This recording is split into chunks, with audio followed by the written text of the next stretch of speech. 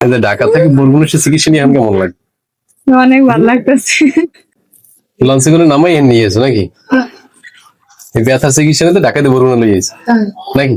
সত্য ঘটনা। হ্যাঁ, তারপরে এখন মোটামুটি আগের চেয়ে কেমন লাগে? এখন অনেক ভালো, আগের থেকে অনেক ভালো। যাক, অনেক ভালো। হ্যাঁ, অনেক ভালোই। ব্যথা যে মানে যে পরিমাণে ব্যথা ছিল তার থেকে তো অনেক ভালো।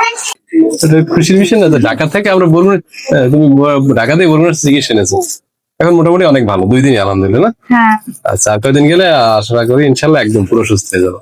ব্যথা ছিল আমার কোমর থেকে পা পর্যন্ত। একদম পা পর্যন্ত ধরে যাইতো, তাই না? হ্যাঁ, হ্যাঁ, এরকম।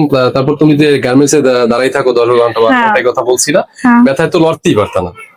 না, অনেক ব্যথা ছিল। অনেক ব্যথা ছিল। একবারে পা, একবার কোমর থেকে পা পর্যন্ত, এবং কি আমি ব্যথা মানে পা উঠে পাড়াই দিতে পাড়াই দিতে পারতো না। তো এখন আমি শুরু করছি চিকিৎসা 5 দিন হইলো, তারপরে 2 দিন আগে একটা ইনজেকশন দিয়ে দিছি, এখন তো বেশ সুন্দর হেঁটে আসছে। হ্যাঁ, এখন তো অনেক সুস্থ, আগের থেকে অনেক ভালো। হ্যাঁ, যাক, আলহামদুলিল্লাহ ভালো। এইটাই আমরা একটু তোমার কাছ থেকে জানলাম যে চিকিৎসায় অনেক উন্নতি হয়েছে। আর তুমি খুশি? আলহামদুলিল্লাহ।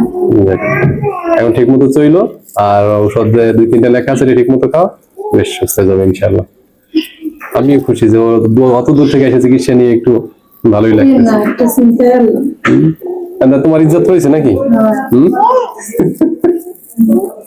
কি খুশি দেখে, রুগীও খুশি।